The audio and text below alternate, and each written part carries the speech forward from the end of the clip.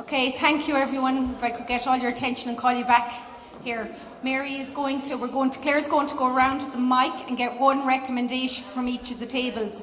And Mary, you might comment in relation to the recommendations, and I suppose just comment on what the plan is after the 2-day conference and the information that has been gathered and the expertise that has been shared in the room.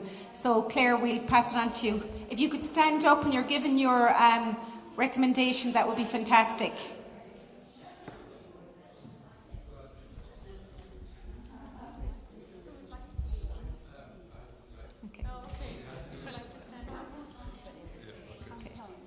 Deepankar, thank you. We had a few recommendations from our table, and I think most of them revolved around developing some kind of a collaboration between different agencies that working with families. We also had engaging parents as an important aspect. So the recommendation should be around those. Okay, so will we move on to the next table?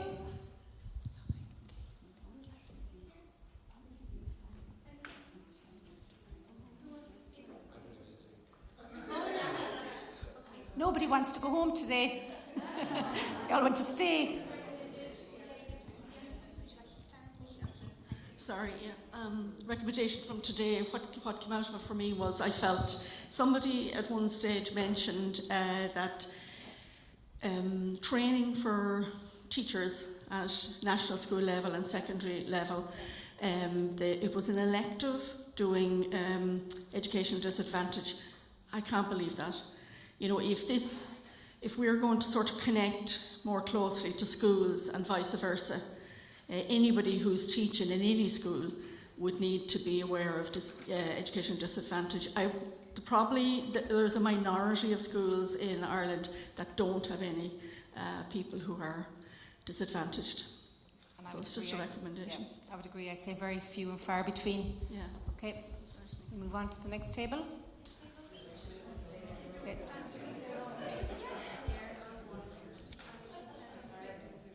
Okay, Olwen, thank you. Hi. Just one thing around Garda vetting, some clarity may be there, because some schools we can go into, we can work with the parents more easily, and then other schools there's a big bureaucratic thing in the way. So if it's interesting that it's not actually, it's flexible.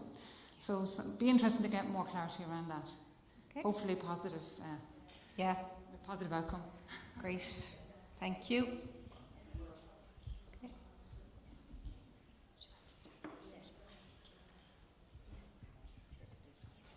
It was just the point that we kind of found very interesting was that Anya made about some children being a leader and some children being a follower, and that has come across a lot in our adult education, where parents have said that they can't encourage their children to be leaders because they're not leaders, and they were a bit down in school, and if they made their point, people laughed at it, or the teacher laughed at it, and they just find it very hard to encourage their children as a result of that.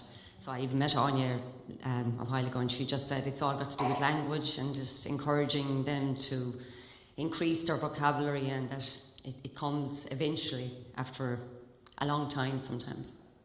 All right, that's it. That's a very good point. In a former life, I used to be a maths teacher, and parents used to sit in front of me at the parent-teacher meeting and say, sure, I was no good at maths anyway, I wouldn't expect them to be good at it. So what does that set the child up for? So again, around the same comments. Okay, thank you, Kerry. Well, I was talking to the ladies from Luxembourg. There's only one of them left now.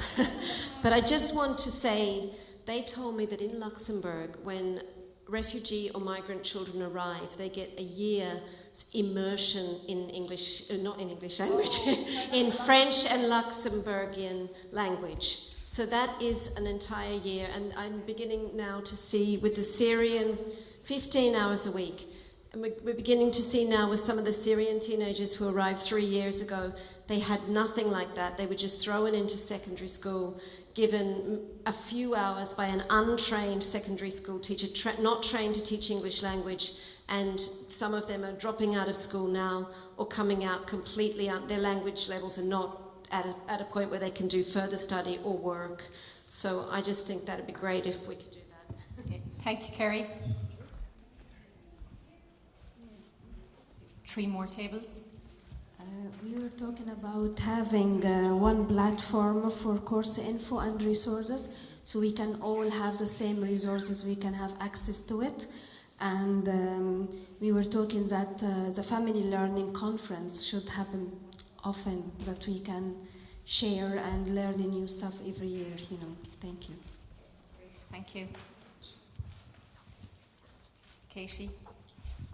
It's in relation to policy, to keep policy outcome measures simple when Ireland are forming a family learning policy. Collaboration is important, and how Judith said to refer to policies from other countries, to learn from other countries, and I think that happened today. Family learning is common amongst us all, and it's widespread, as we found out from hearing from speakers from other countries today. Thank you, Katie. And our last table here. That might be me. Oh. I Oh, Mary was to give that recommendation, so I'm going to move over here and... think what we were saying was having our work is to establish a network and a framework, and perhaps for Nala and ourselves to work together on having something, as we say, simple, very useful, and an action plan, and we get together and do that with those around Ireland who are key involved in family learning. Would you like to make any comment on the last 2 days, or what's going to happen after the conference, Mary?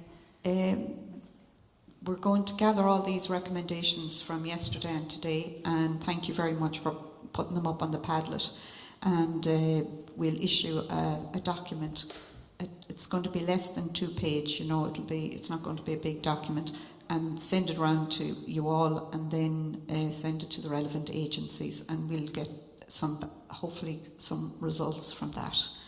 There's just one thing I actually forgot to do, which I apologise for, to Kathy Powell from Sligo, who came up with the title My Baby and Me, and we kind of borrowed it. So I am going to write that out in an email to all the participants, that just to acknowledge that title came from Sligo. Okay, great. Thank you, Mary. So I suppose we're getting to the end of the conference, and we're very near close. So I suppose just to formally close the conference, and we just have a few thank yous, okay? So I suppose the first groups that I want to thank were 2 schools, the Gaelscoil and Ennis Community College. I really do think they set the scene. The music generation, and setting the scene, the Irish context, and I suppose the importance of music and seeing the achievements of those children. So it was great that they opened the conference for us, and it was absolutely fantastic to hear such great music. And congratulations to Ennis Community College on their win in relation to that song they sang this morning on internet safety.